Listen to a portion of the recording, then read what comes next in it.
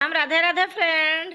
मेरे चैनल में आप लोगों का स्वागत है। हम आप लोग के बीच में बहुत प्यारा सा सोहर गीत लेकर के आई हूँ। अगर आप लोगों को पसंद आए तो लाइक शेयर सब्सक्राइब आप लोग ज़्यादा से ज़्यादा करें, दुलार प्यार अपना हमें ज़्यादा से ज़्यादा दें। तो चले आप लोग सोहर गीत सुने। आप लोगों को अगर पसंद आए तो कमेंट में ज़रूर लिखें कि सोहर गीत कैसा लगा आप लोगों को। दुलार प्यार अपना हमें ज़्यादा से ज़्यादा दें।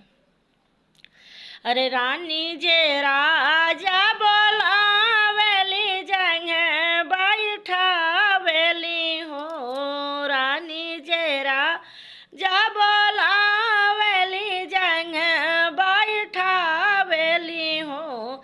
हे राजा जाऊ मोरे हुई है ललन मकावन सुख दिया बुना हो। हे राजा जाऊ मोरे हुई है ललानवा का मन सुख दिया बोना हो। रानी जे राजा बोलावेली जंग बैठावेली हो। हे राजा जाऊ मोरे हुई है ललानवा का मन सुख दिया बाबू हो। हे राजा जाऊ मोरे हुई है ललानवा का मन सुख दिया बाबू हो। अरे राजा जे रानिया बलावाई पलंगे बैठावाई हो। राजा जे रानी या बलावाई पलंगे बैठावाई हो। हिरनिया जाऊ तोरे हुई है ललानवा बहुत सुख दिया बाई हो। हिरनिया जाऊ तोरे हुई है ललानवा बहुत सुख दिया बाई हो। मैया मोरी लाल ना खेलाई है बहिनी बर्तन माजी हाई हो। मैया मोरी लाल ना खिलाई है बाहिनी बर्तन माजी हाई हो। हिरनिया भाभी मोरी सीझी है रसोईया हमहूँ बेनिया कबाई हो। हिरनिया भाभी मोरी सीझी है रसोईया हमहूँ बेनिया कबाई हो। अरे मैया मोरी लाल ना खिलाई है बाहिनी बर्तन माजी आई हो। मैया मोरी लाल ना खिलाई है बाहिनी बर्तन माजी आई हो।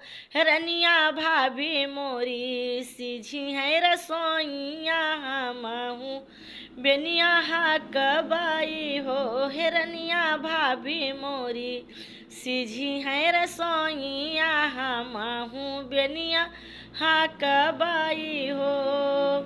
रे आठे महीना ना वो लागे कि बीता तय बिताता भये हो।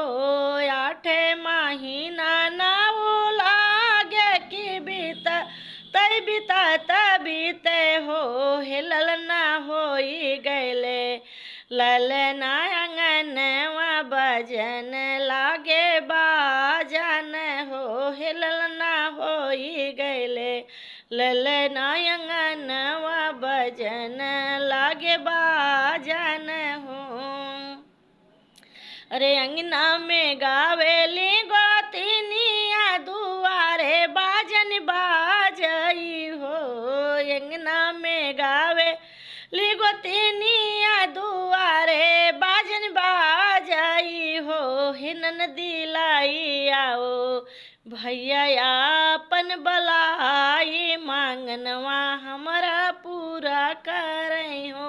हिनन दिलाई आओ भैया अपन बोलाई मांगनवा हमारा पूरा करे हो। राजा जे अरे रानी जे राजा बलावे पलंग बैठावाई हो। हे राजा होई गैले ललना हमारे मंगनवा हमारा पूरा करो हो। हे राजा होई गैले ललना हमारे मंगनवा हमर पूरा करौ हो मैया मोरी। बुढ़िया डकारिया तो बाहिनी ससुरु घर हो मैया मोरी। बूढ़ी या डकारिया तो बाहिनी ससुरे गई हो हिरनिया भाभी मोरी। बाटी दुआरिया तो हमहू साहेब तोहरा हो हिरनिया भाभी मोरी। बाटी दुआरिया तो हमहू साहेब तोरा हो मैया मोरी। बूढ़ी या डकारिया तो बाहिनी सजन घर हो मैया मोरी। बूढ़िया डकारिया तो बाहिनी सजन घर हो हिरनिया भाभी मोरी। बाटी दुआरिया तो हम हूँ सजन तोरा हो हिरनिया भाभी मोरी। भैली लगवा तो हम हूँ सजन तोरा हो।